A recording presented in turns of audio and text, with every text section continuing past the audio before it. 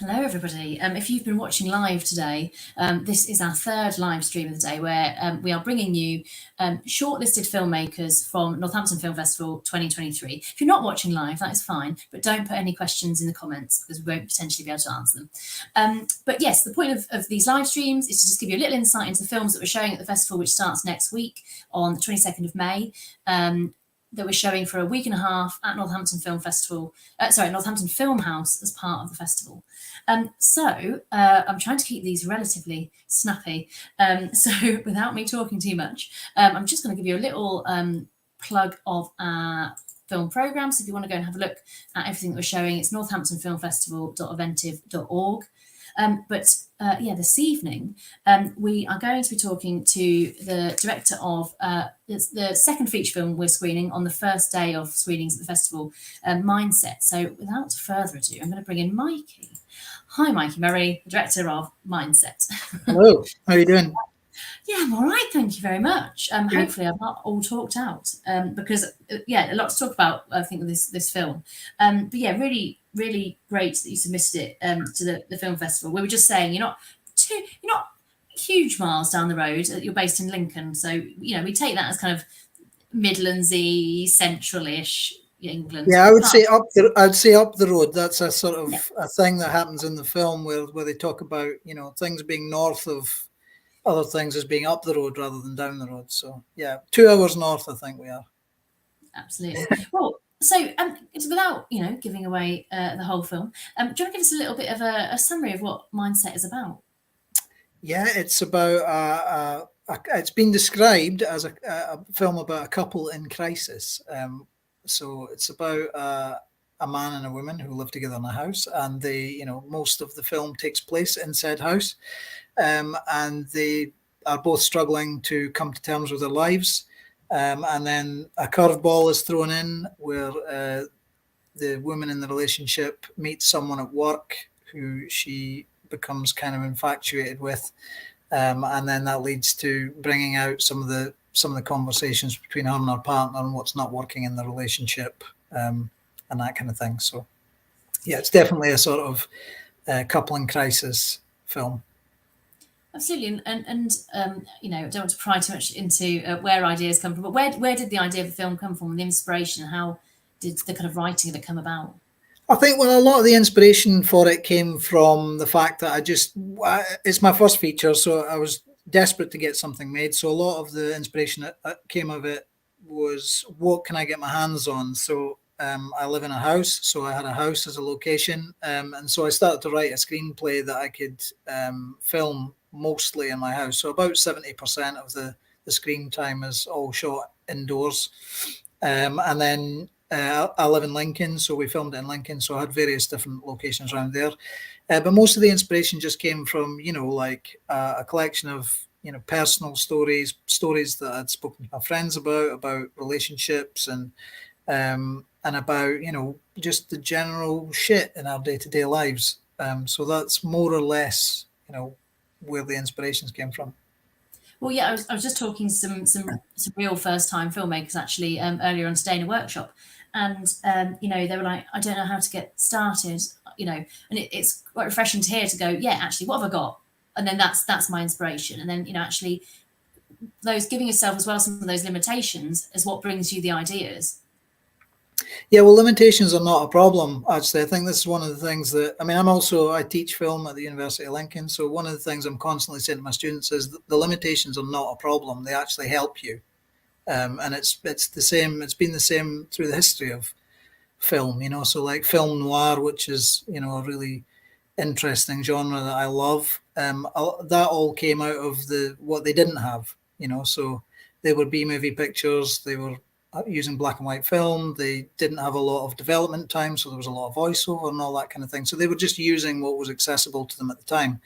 And I've done quite a lot of study on that genre, and I was inspired as well to think, that's the way I'm going to get my first feature made. I'm not going to be able to get a great deal of money as a first-time filmmaker.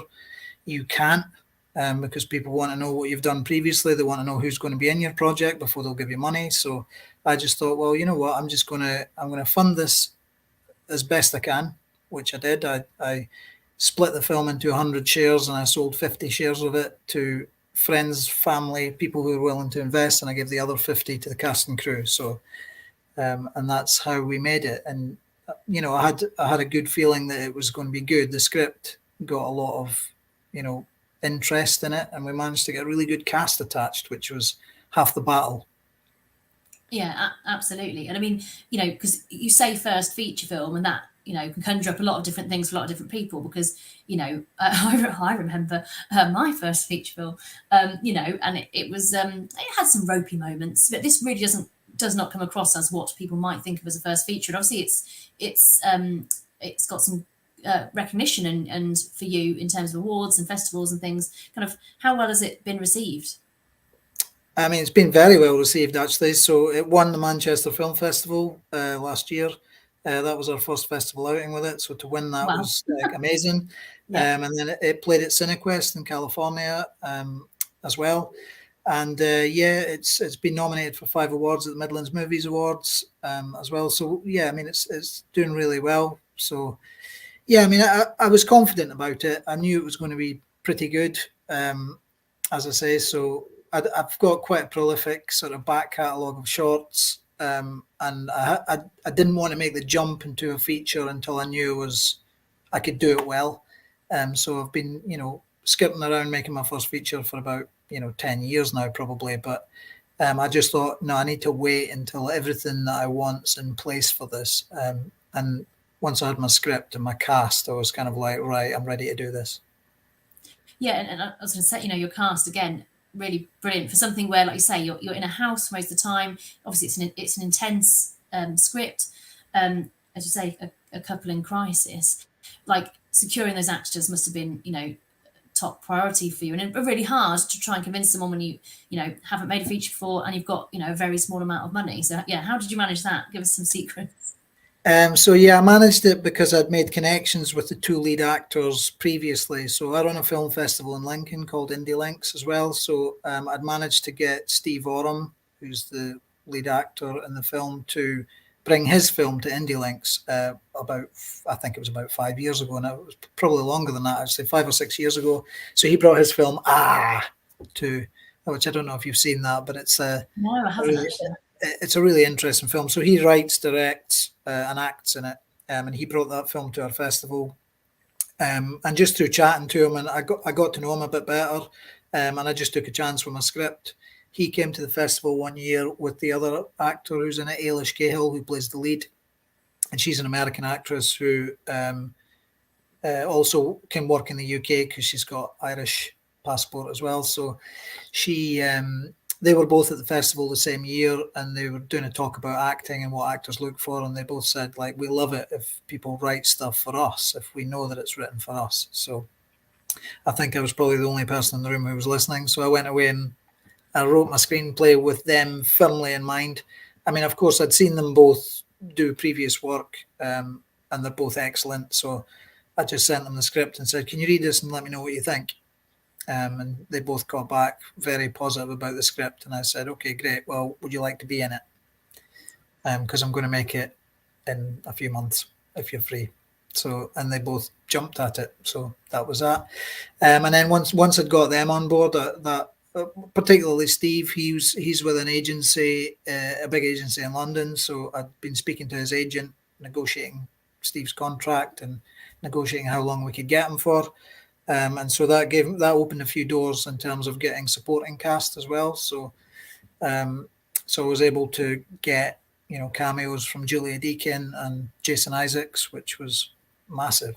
So yeah, absolutely. And everyone will tell you that when you're trying to get your films out there, obviously getting some people that people know that the track record and they know their work is just really important to getting it seen.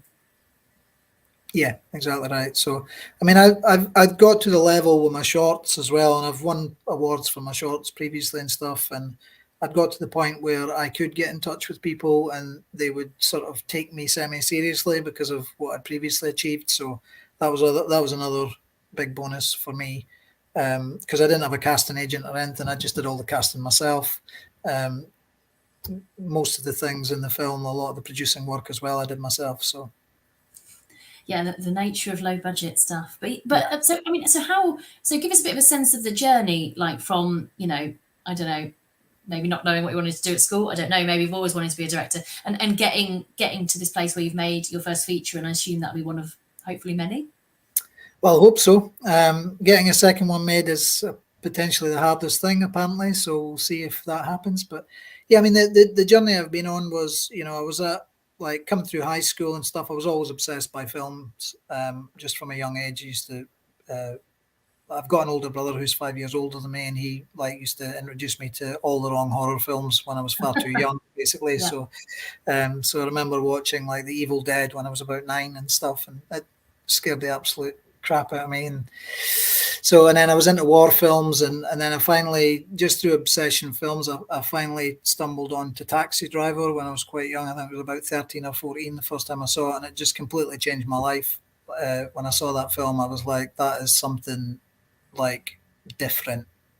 I became quite obsessed with De Niro. I thought I wanted to be an actor for a while, so I joined a theatre group in my hometown, and but then I started to realise that I preferred to direct and be behind the scenes, do lighting and all that kind of stuff. So the obsession sort of grew from there. So I went to college, and then I started university about, I think it was 4 years after I left high school, because I was out just working a job. It just took me a bit of time. I wasn't one of these people who left high school knowing exactly what I wanted to do and where I wanted to be. It just took that time to believe that I could actually be a filmmaker. I come from a very working class community. I was working on farms and stuff in my summers and my holidays. So being a filmmaker seemed quite a far way away for at that point. So it did take that time to build up the confidence. So then I went to uni, realized I was quite good at it. And then I got a scholarship to go to Los Angeles. So I studied at UCLA in the director's program there. It just all kind of came from there. And when I came back from LA, that was when I started making films sort of in anger. And I won a Scottish BAFTA for my first one. So that was it. I was hooked. Yeah, absolutely. Well, yeah, I think we do a lot of work at the film festival with people who they're like I say obsessed with film. They see life like films. They see world in pictures. But just don't feel that that the film industry could be a place for them, or again start looking at acting because it's the thing you see, but you don't see all that behind the scenes stuff. And just trying to give people insight is kind of one of the reasons we exist. I mean, what would, if you had, I mean, this is a very stupid question because there's many bits of advice, and also you've got to make your own mistakes. However, for new filmmakers out there, is there a kind of top bit of advice or non-advice you'd like to offer?